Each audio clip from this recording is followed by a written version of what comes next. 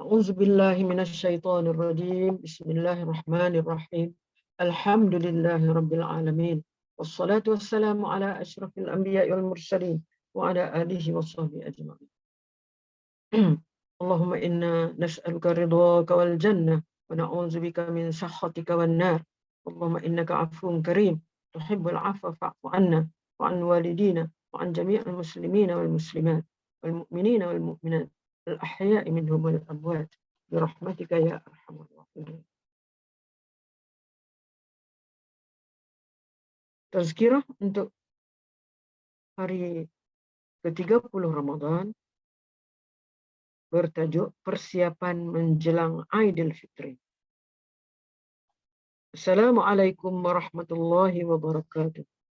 Alhamdulillah, walhamdulillah, walhamdulillah. Akhirnya kita sudah sampai ke penghujung Ramadan.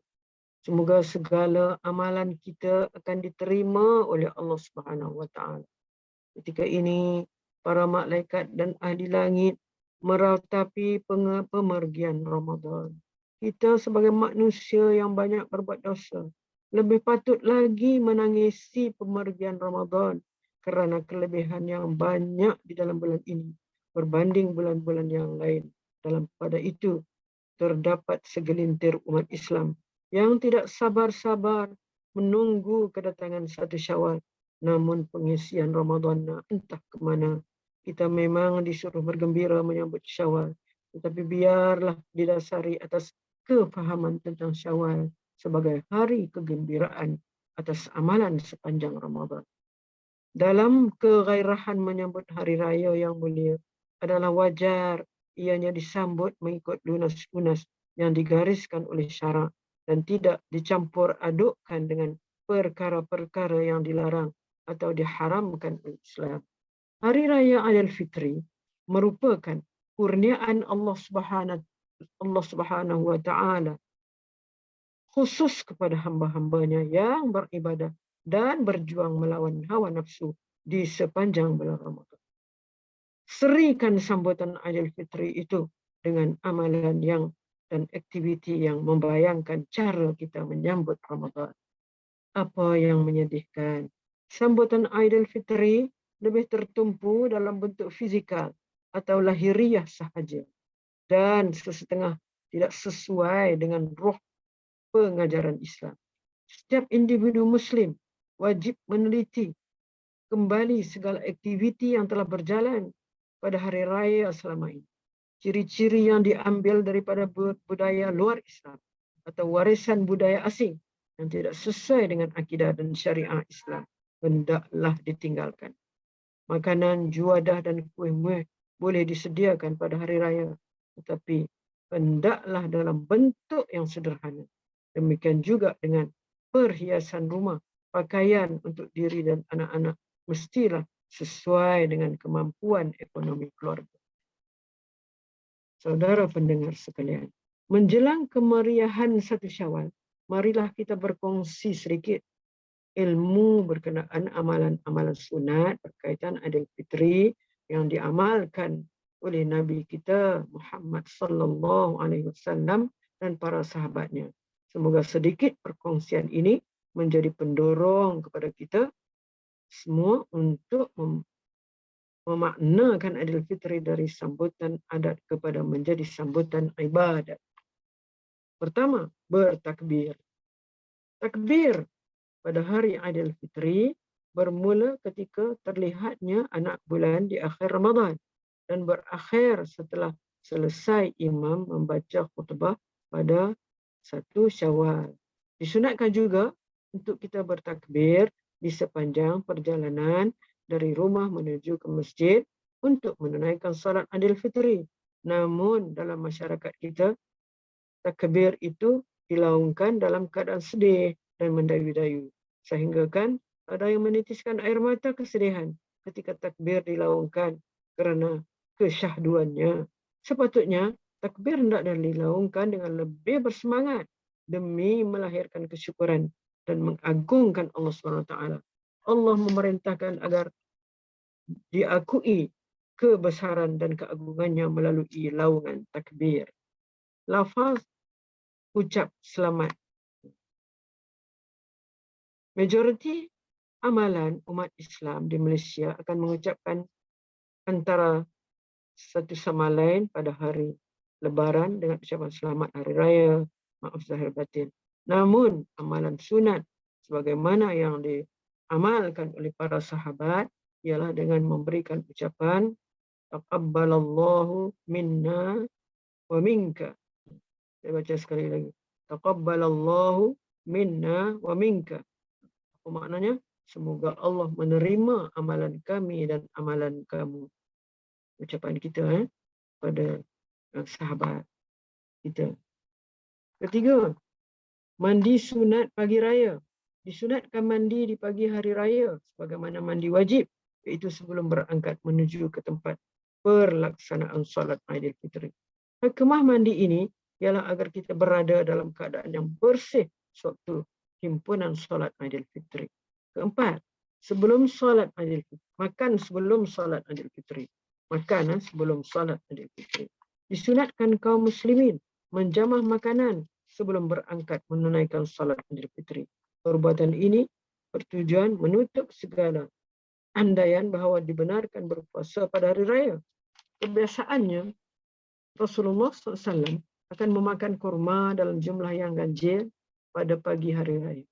Namun, tidak bermakna umat Islam perlu menyediakan buah kurma untuk dimakan pada hari raya Aidilfitri. Maka bebas. Mereka bebas memakan apa saja. Kelima, memakai pakaian indah. Memakai pakaian yang cantik, yang indah. Disunatkan kamu muslimin memilih pakaian yang terbaik serta indah-indah mengikut kemampuan masing-masing untuk menuju tempat solat. Disunatkan juga kaum lelaki memakai wangi-wangian. Tidak disunatkan kepada kaum wanita. Keenam, berjalan kaki menuju tempat dikerjakan solat hari raya. Jalan kaki menuju ke tempat solat lebih afdal berbanding menaiki kenderaan. Disunatkan juga mengikut jalan yang berbeza ketika pergi dan kembali dari mengerjakan solat hari raya. Ada pendapat menyatakan ia dilakukan agar dapat salaman dengan orang-orang yang melalui kedua-dua jalan itu. Ia bertujuan juga menambah kemeriahan dan meramaikan orang-orang yang boleh ditemui di sepanjang perjalanan itu. Ketujuh, mengerjakan solat Aidilfitri. Syiar yang paling utama dalam menyambut Aidilfitri adalah melaksanakan solat Aidilfitri sebanyak 2 rakaat oleh seluruh umat Islam. 8, bergembira pada hari raya Aidilfitri.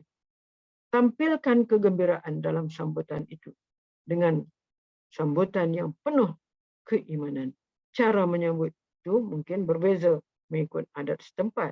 Bagi kita di Malaysia, kegembiraan sambutan Hari Raya Aidilfitri dapat dilihat dengan memakai baju-baju baru yang indah, seluruh ahli keluarga berkumpul, ziarah menziarahi sesama umat Islam bagi mengeratkan ikatan ukhuwah sesama Muslim.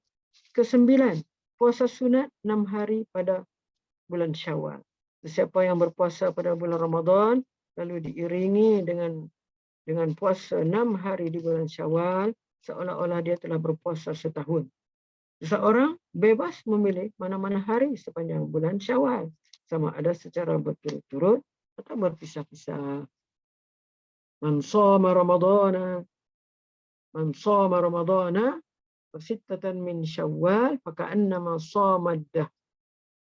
Maksudnya, barang siapa berpuasa pada bulan Ramadan, kemudian diikuti dengan puasa 6 hari pada bulan Syawal, seolah-olah dia berpuasa sepanjang tahun.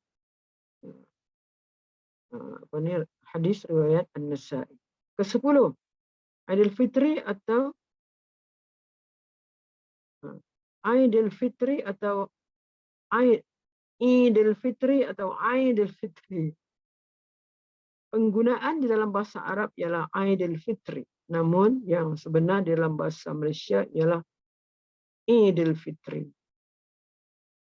Sidang pendengar sekalian, Islam menggalakkan kita agar menyambut hari raya ini dengan meriah kerana ia adalah hari kemenangan umat Islam dalam melaksanakan rukun Islam ketiga dan berjaya menumpaskan hawa nafsu dan gulungan syaitan. Kegembiraan itu dalam konteks masyarakat kita disambut dengan hidangan makanan yang disediakan dengan menu yang berbeza mengikut tempat. Namun dalam kerancakan menyambut Lebaran ini, kita hendaklah sentiasa ingat supaya tidak dilalaikan dalam membuat persiapan hari raya, kerana pada saat dan ketika itulah kita sewajarnya merebut peluang untuk mempertingkatkan amal ibadat kita untuk memperolehi ganjaran berlipat ganda yang dijanjikan Allah. Al-Imam Asy-Syafi'i rahimahullah ta'ala telah menegaskan bahawa malam hari raya itu adalah di antara malam-malam yang mudah diperkenankan doa. Sebagaimana beliau berkata di dalam kitabnya telah sampai kepada kami bahawasanya pernah dikatakan sesungguhnya doa itu sungguh mustajab pada 5 malam. Malam Jumaat, malam hari raya Adha, malam hari raya Aidilfitri, awal malam Rejab dan malam Nisfu Sya'ban.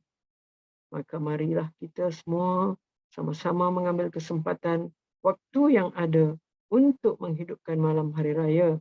Semoga amalan kita sepanjang Ramadan ini diterima Allah, insya-Allah. Doa selepas Ramadan. Ya Allah, ampunilah dosa kami dan dosa ibu bapa kami. Ya Allah, kuatkanlah iman kami, iman keluarga kami, iman sahabat kami.